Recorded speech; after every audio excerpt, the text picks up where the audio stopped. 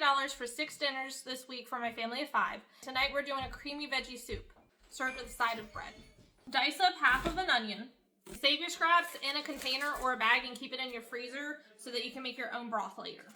Get a pot, melt half a stick of butter, add in the diced onion, and let those cook until soft. Once your onions are nice and soft and cooked, add in some garlic, however much you want, and cook until it's fragrant. Now we're gonna add in 1 bag of these frozen mixed veggies. This is just the Great Value brand. It cost under $1 to buy this. And I'm gonna pour that whole thing into my pot and allow those to cook until they're not frozen anymore. They're nice and soft and cooked through.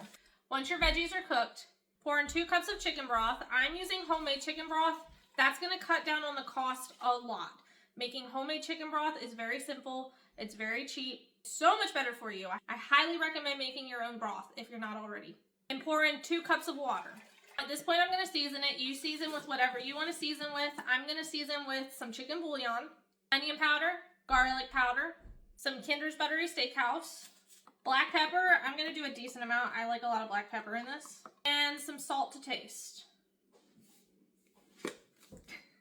Now mix that all together and bring to a simmer on the stove and allow it to simmer for at least 2 minutes. We just wanna make sure that those veggies are nice and soft and cooked all the way through. Once our 2 minutes is up, pour in about half a cup of milk. Could also do heavy whipping cream if you have it. And now we're gonna blend this up. If you have a blender, you can just go ahead and pour it in the blender. You could also eat it as is. You don't have to blend this up. But I'm gonna use my immersion blender. Now the soup is done. It's nice and creamy. I'm serving mine with this French bread that I got from the store. I think this is one of my favorite soups to make.